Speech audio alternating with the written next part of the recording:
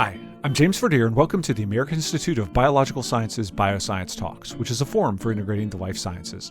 For today's episode, we're joined by Olivia Del Giorgio at McGill University Department of Geography in Montreal, Quebec, Maria Piquer Rodriguez at the Institute of Geographical Sciences at Freie Universität, Berlin, Germany, and Silvia Lamascalo at the Institute of Regional Ecology at the University of Tucumán and CONICET in Argentina.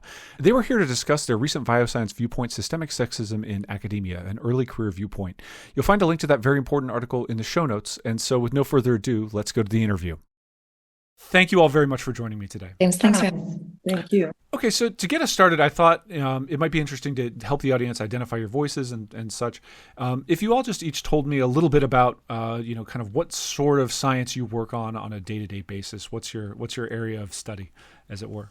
Sure, I can hop in. I'm Olivia Del Giorgio. I'm working for the University of McGill in Montreal, and broadly speaking, I guess I'm starting to identify as a human geographer, though I don't quite know exactly what to label myself just yet. And I'm sort of working at the mixing in remote sensing and GIS with ethnography and qualitative methods to understand land control processes in large scale agricultural frontiers. I am Maria Piquer Rodriguez. I am a junior professorship at the Department of Geography at the Freie Universität Berlin in Germany. I work between the interface of the physical and the human geography. And the main focus of my studies is understanding how people use the land and what impacts or consequences arise from those. I also work within the sustainability sciences and the land system sciences. And I'm very happy to be here today. Hi, I'm Silvia Lamascalo. I'm a staff researcher at the Institute for Regional Ecology at CONICET in Argentina. I'm also a teacher at University of Tucumán. I'm a biologist, and I work with plant-animal interactions, both from ecological evolutionary perspective and as ecosystem services for small-scale agriculture, family agriculture. We're starting a project on that, and that's it. Thank you. And to get started, I thought we might kick off with a point that I found very interesting in your article, and that was that women academics have a tendency to self-evaluate their competency lower than do their male colleagues, even when you adjust for actual measurable productivity. And I was wondering what feeds into that. You talk about the concept of imposterization in the article, but what's really the cause that we know of? Well, I can comment on that since it comes from our paper, and mostly we are constantly talked to in a manner that it seems like we're not at the same level as our colleagues sometimes. We also constantly have to try to raise our voices more than any male colleague would have to in order to be heard and listened to and taken into account.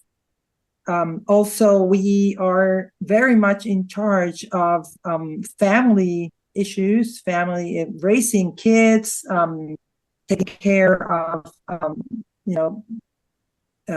relatives, etc. So sometimes we cannot dedicate full time to a task the way a male colleague, especially not in number of hours dedicated, but sometimes is the mental charge of having to think about other things while we are at work, right? Whether we have to go and get our kids from school or we have a sick kid at home and those kinds of things. So I think we're constantly facing challenges that are not very obvious to many people.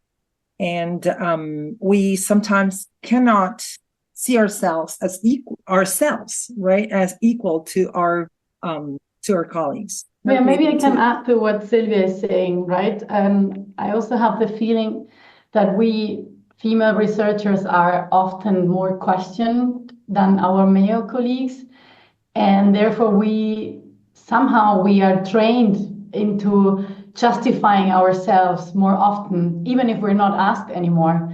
So at a certain point, you've been asked so many times, and that you've learned to need to justify your whatever you want to do or you want to say so often before that, then you do it as given, right? Quite automatically. I think that's also an important part that we all have observed. And I can add to that too that this is something super gradual and that layers on year after year after year after year. So the product also comes from many of us experiencing this starting when we were little, even, right? So it happens in academia, but it's also coming from, my first boss when I was 14 telling me that girls were less good at math. And, like there's a layering effect to this that's also important to understanding how the position that we occupy and that we're made to occupy in academia. Yeah, so I mean, this seems to stem as largely, in a sense, from larger cultural phenomena that are perhaps even, more ensconced in certain elements of academia as well. Yeah, I believe so. Indeed. I mean, as Olivia was describing this as a gradual process, I also had to reflect that, of course, things are changing slowly, but changing. And perhaps the very young generations may not be perceiving, and of course, in different parts of the world, this may happen differently, right? Where you can devote more funding for empowering people. Younger researchers may not feel this way. And I'm talking maybe from a privileged country where there's still funding being devoted to improving presentation skills or empowering minorities in science and so, right? So, although there is in some parts of the world an important focus or investment into improving this. This is a bit of a dangerous side. It's not always linked to education or the comments we received. And I also wanted to point that out, that this does not come together as such. Yeah, and having such an international group, it kind of raises the question of the universality of these issues. Have these experiences been reflected in conversations that you've had with colleagues from around the world? Oh, definitely. Yeah. And I think that's something to be very careful about too, is that this is obviously from a very personal take, right? And not knowing the context in many different places, but it's sort of dangerous to start labeling that these are problems only happening elsewhere, especially, coming from North American or European perspective. They're very much happening. And I think that that's part of where even some of the ideas behind the piece came from, where it's surprising to what point some colleagues around us don't understand that they're happening. And that I've had, people with all the best intentions be surprised at the fact that we were writing this piece coming from my position in Canada or a position from Europe or whatever. So it definitely needs to be told. Yeah, or even colleagues, we telling this story to other colleagues and telling them this is happening in their country, and they trying to explain to us that this is not happening in their country, which we also found very surprising. Like, well, actually, yes, I guess maybe we need to be more active and gather more numbers and publish more papers in this sense, right? Which we are also doing, right? So we've been working together with Silvia and Gabriela Fontana Rosa and other colleagues. And because we believe we can start, claiming some, I don't know how to say it, but statements even when we have facts and numbers, right? And that was also part of this active engagement that we have in the, we could call it like feminist ecology or gender studies in geography and ecology.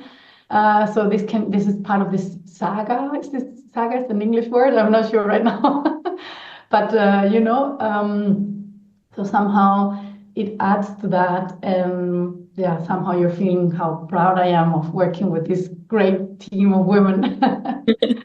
Yeah. Great. And I was hoping we could talk now a little bit about fieldwork. It's one of the topics mentioned in the article, and it has been a continual surprise to me, the fact that many academics are not aware of the complexities that seemingly obviously arise with regard to gender and working in the field and in sometimes remote locations. So I was hoping we could just chat a little bit about that. Yeah, well, actually, the piece came from an idea that we had with Sofia Nani and Anna Lip when we were in the Chaco during fieldwork.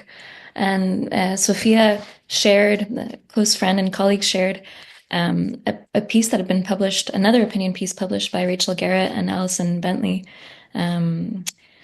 Don't get mad, get equal. And it was very inspirational. And it was during one of those fieldwork campaigns where we were also confronted with quite a few issues and challenges, and it was in brainstorming also about those added the added challenges, but also the added fatigue that comes from dealing with those things as researchers that are engaged in fieldwork. What state do we get in when we get back home or when we get back to the lab? It's not just about, okay, that's behind us, it's in the past. It's the burden, the emotional and the fatigue that we carry with us after those fieldwork encounters. There's more and more writing to this effect, not just viewpoints, but also tons of data to support it. But it still seems that it's something that kind of flies over the radar of many of our male colleagues in terms of the risks that we're taking when we're out, especially alone and in a group of women.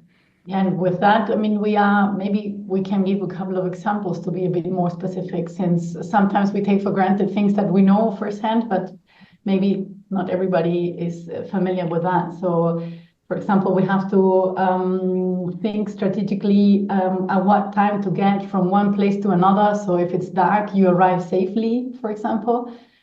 When you plan to go to field work, to do some field work, you have to plan, of course, as a safety measure, to never be alone or to never go alone. But if you go with a male colleague, it's even better. If it's with a woman, then you better be by 3. And so this means you need to plan with more resources and sometimes with more time, because your time in the field may be limited. So if it starts getting dark, you better be already somewhere safe already, depending where you are doing field work. So to avoid any sexual harassment or any unwanted attacks or comments or anything that can be your field complaint unpleasant, meaning at the end of the day, you have less time to do your work because you have to get home, between brackets, earlier as well.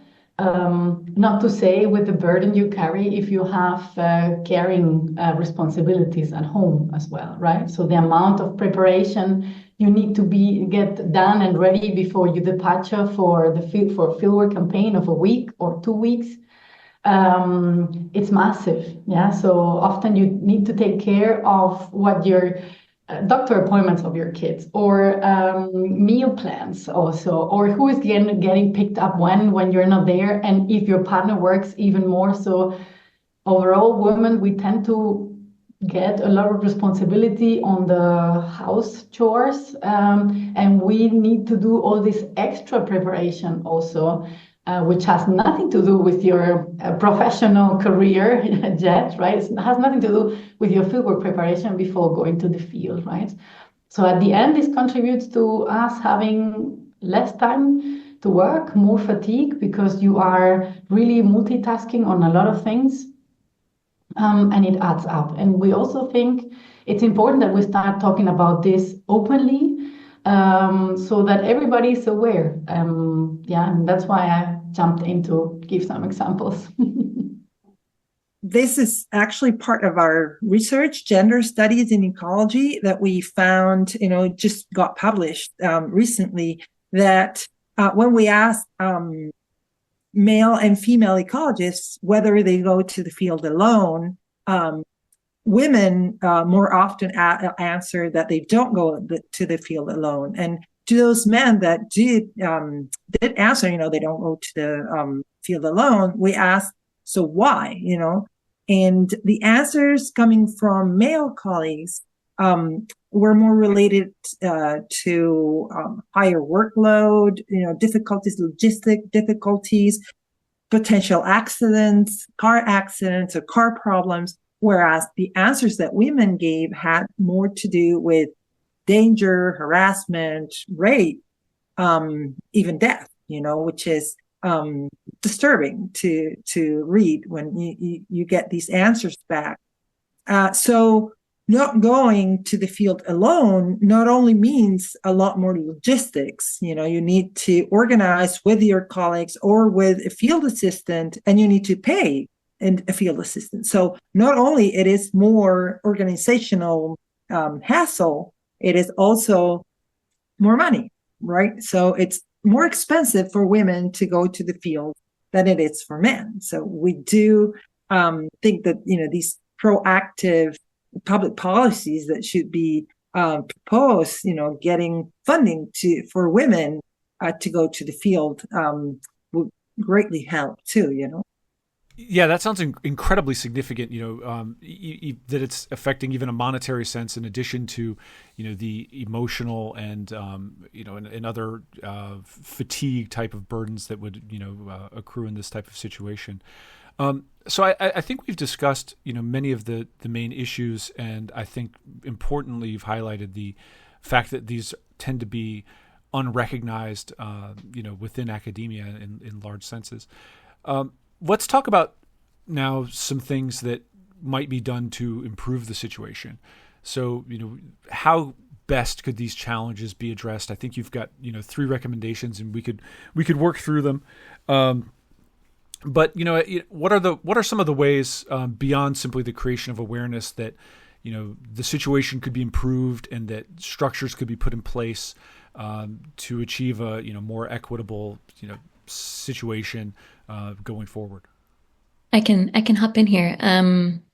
So of the three main points that we bring up, I mean, we put in quotes, right? Like, what solution do we see to the problem? Because it's obviously there's no clear or there's no clear cut way to how to address this. And in some ways, what we're talking about here is maybe the starting point is just to talk about it and to make sure that the colleagues around us are aware that this is actually the reality for us, right? Like those surprising interactions in the stairs and the hallways of, oh, you're writing a piece. Wow, I'm surprised that you're facing any challenges. Well, that's sort of the starting baseline, is that people need to understand that this actually is very much still the case, even if there's been improvements, there are improvements. So having the discussions, we think, is probably one of the first things to do. In terms of hard things, then our 3 main points are, increasing women's representation and leadership opportunities. The second point being that we need to ensure that, academic careers are structured in ways that don't systematically disadvantage women as well, in terms of, and this isn't that they aren't, things that are done out of victimization or pity. It's really just understanding the workings, the cogs in the machine of how to elevate women into positions, especially through the early career drain. And then a last point, and I guess we could go into each of them, but the third point that we bring up is that institutions need to very actively commit to fostering inclusive and accountable academic cultures. And this includes the community. It's not just in policy and DEI interventions, although those are very important. It's towards a culture of genuine allyship, right, and everyday accountability. Yeah, those are a couple. There's a long list of these that could be talked about, but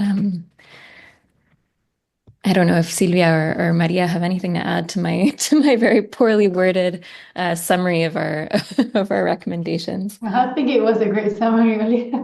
Come on, indeed. I mean, among some of the measures or solutions we suggest, some of them are well known, such as funding, for example, for obvious reasons, as Silvia was just stating before.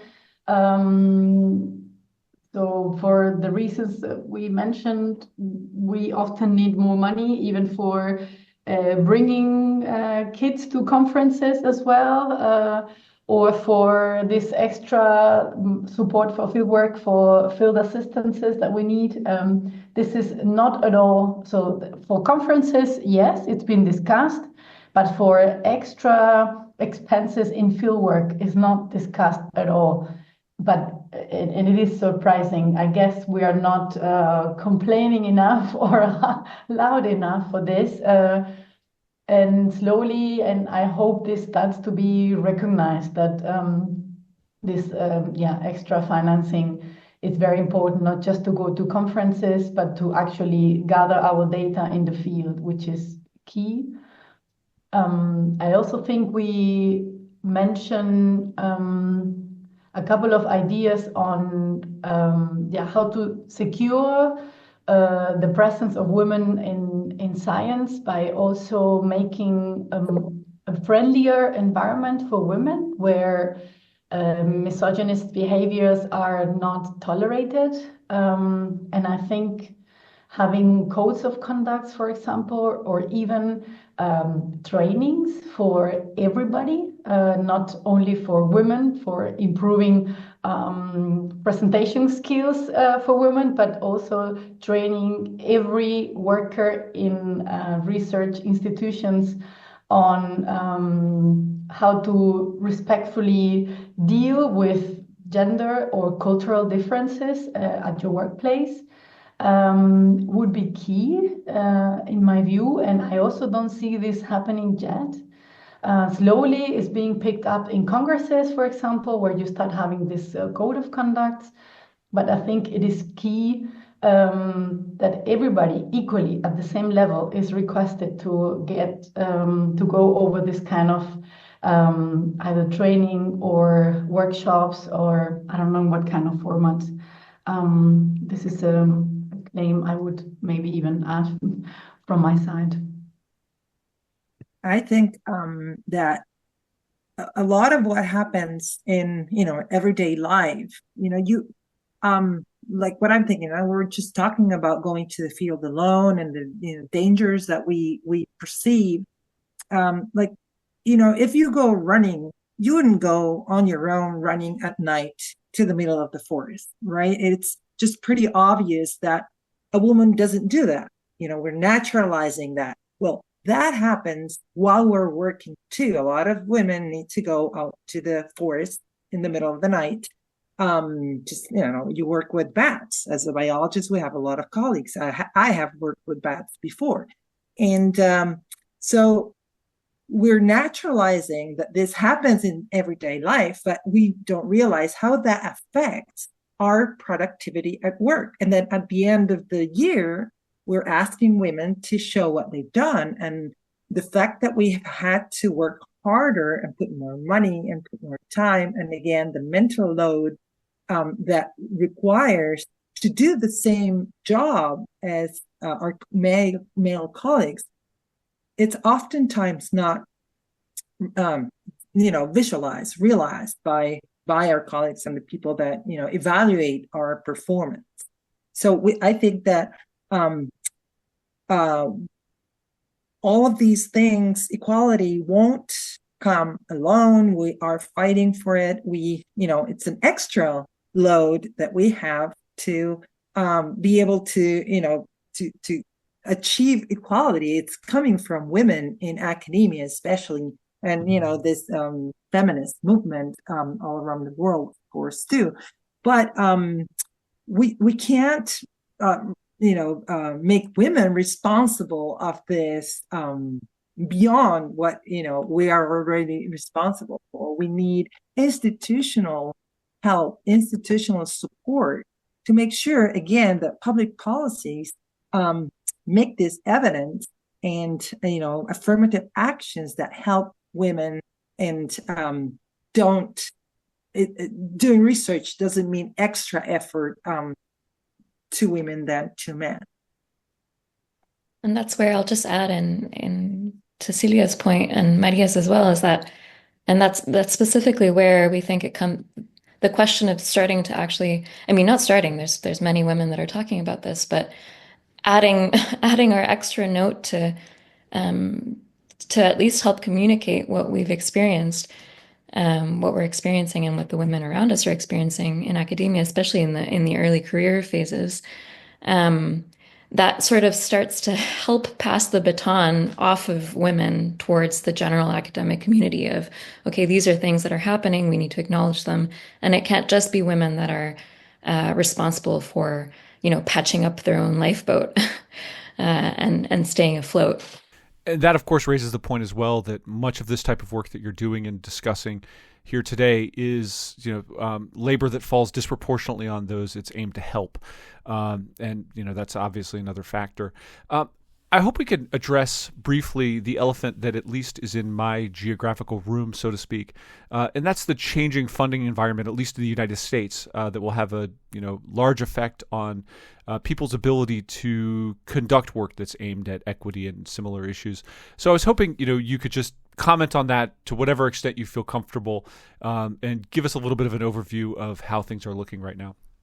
Okay. Well, I could say something there because geographically, I'm in a very different country than you are, but we're living exactly the same thing. So, in many, so the grants that we can apply for, we could apply for, not anymore because we're not getting any grants. It's research, but just before they froze all the granting from state agencies.